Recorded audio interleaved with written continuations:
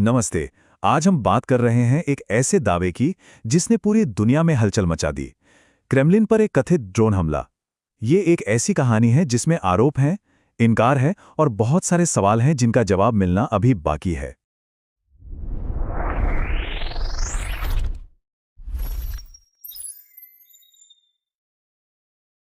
तो सबसे बड़ा और सनसनीखेज सवाल यही उठता है, क्या ये वाकई राष्ट्रपति पुतिन पर जानलेवा हमले की कोशिश थी, जैसा कि रूस दावा कर रहा है? अब देखिए, ये पूरी कहानी शुरू कहाँ से होती है। वो होती है इस तस्वीर से। ये कथित ड्रोन का मलबा है जिसे रूस ने एक सबूत के तौर पर दुनिया के सामने रखा, और बस यहीं से ये मामला अंतर्राष्ट्रीय स्तर पर गर्मा गया। तो ठीक है, सबसे पहले ये समझते हैं कि रूस का इस पर क्या कहना है। उनके मुताबिक ये कोई हादसा नहीं था, बल्कि एक टारगेटेड और प्लान किया हुआ हमला था। और ये कोई छोटा मोटा हमला नहीं था। रूस का दावा है कि इस कथित हमले को अंजाम देने के लिए एक दो नहीं बल्कि पूरे 91 यानी 90 और 1 ड्रोन्स भेजे गए थे। सोचिए ये संख्या अपने आप में कितनी चौंकाने वाली है। तो रूस के आरोप कुछ इस तरह हैं। उनका कहना है कि निशाना नोवगोरोड इलाके में पुतिन का ऑफिशियल घर था।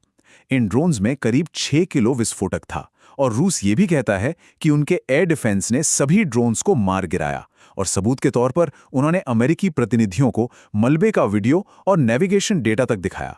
लेकिन कहानी का एक दूसरा पहलू भी तो है। यूक्रेन ने इन सभी आरोपों को सिरे से खारिज कर दिया। इतना ही नहीं, उन्होंने इसे रूस का ही एक फॉल्स फ्लैग ऑपरेशन बता दिया। मतलब एक ऐसी साजिश जिसमें कोई खुद पर हमला करवा के दूसरों पे इल्जाम लगा दे। तो यहाँ पर दोनों पक्षों के इरादों में जमीन आसमान का फर्क साफ दिखता है। एक तरफ रूस का दावा है कि ये पुतिन की हत्या की एक सोची समझी कोशिश थी, वहीं दूसरी तरफ यूक्रेन का कहना है कि ये तो बस शांति वार्ता को पटरी से उतारने की एक चाल है। दो बिल्कुल अलग अलग कहानियां। तो भाई, इस दावे पर इतने सवाल क्यों उठ रहे हैं? पहली बात, यूक्रेन ने इसे गलत जानकारी बताकर पूरी तरह से नकार दिया। फिर जो अंतर्राष्ट्रीय एनालिस्ट हैं, उन्होंने रूसी वीडियो फुटेज पर सवाल खड़े किए, जैसे कि मलबे के पास बर्फ में टायरों के निशान क्यों नहीं हैं, या वीडियो की ऑडियो क्वालिटी इतनी खराब क्यों है। और तो और अमेरिकी इंटेलिजेंस रिपोर्ट्स ने भी यही इशारा किया कि रूस का केस बहुत कमजोर सबूतों पर टिका है। जाहिर है, जब इतना कुछ हो रहा हो तो दुनिया चुप तो नहीं बैठेगी। इस घटना पर पूरी दुनिया की प्रतिक्रिया भी काफी बटी हुई थी। चलिए देखते हैं किसने क्या कहा। भारत का रुख बिल्कुल न्यूट्रल रहा। प्रधानमंत्री नरेंद्र मोदी ने दोनों पक्षों से तनाव कम करने और शांति प्रक्रिया पर लौटने की अपील की। उनका संदेश साफ था, बातचीत से हल निकालो। और फिर रूस के सबसे करीबी सहयोगी बेलारूस के राष्ट्रपति अलेक्जेंडर लुकाशेंको का बयान आया। उन्होंने कहा कि पुतिन को इस तरह के हमले की चेतावनी पहले से ही दी गई थी। उनका ये बयान एक तरह से रूस के दावे को और मजबूती देता नजर आया। अमेरिका का नजरिया थोड़ा अलग था। वहां से शक जताया गया कि यह घटना रूस का अपना ही एक स्ट्रैटेजिक इंफॉर्मेशन ऑपरेशन हो सकती है, यानी किसी बड़े कदम के लिए माहौल तैयार करने की एक कोशिश। तो यहां बात सिर्फ एक ड्रोन हमले की नहीं रह जाती है। ये मामला बन जाता है एक इंफॉर्मेशन वॉर का, यानी सूचना युद्ध।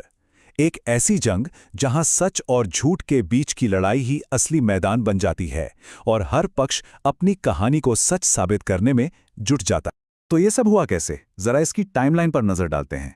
दिसंबर 2025 के आखिर में रूस ने हमले का आरोप लगाया। फिर क्रेमलिन ने इसे एक सोची समझी साजिश बताया। इसके बाद यूक्रेन ने इसका पूरी तरह से खंडन कर दिया। फिर दुनिया भर से प्रतिक्रियाएं आई और आज की स्थिति यह है कि इस घटना का कोई स्वतंत्र सत्यापन नहीं हुआ है। अब इस पूरी उलझी हुई कहानी को एक नज़र में समझना हो तो यहां देखिए। क्या यह घटना हुई? रूस और बेलारूस कहते हैं हाँ, यूक्रेन कहता है नहीं। सबूत क्या है? रूस वीडियो और मलबा दिखाता है, यूक्रेन कहता है कोई सबूत ही नहीं है। और हर किसी का मकसद अलग है। कोई अपनी कहानी बनाना चाहता है, कोई आरोपों को झूठा साबित करना चाहता है, कोई शांति चाहता है, तो कोई अपनी दोस्ती निभा रहा है।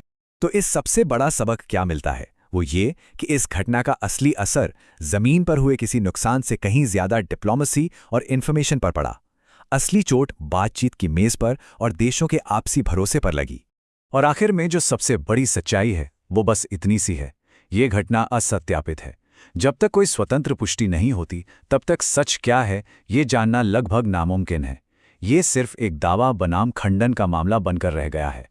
और ये हमें एक बहुत बड़े सवाल पर लाके खड़ा कर देता है कि सूचना के इस युद्ध में जब तथ्य ही विवादित हों और हर कोई अपनी कहानी सुना रहा हो, तो असली निशाना क्या होता है? कोई इंसान, कोई देश, या फिर खुद सच्चाई?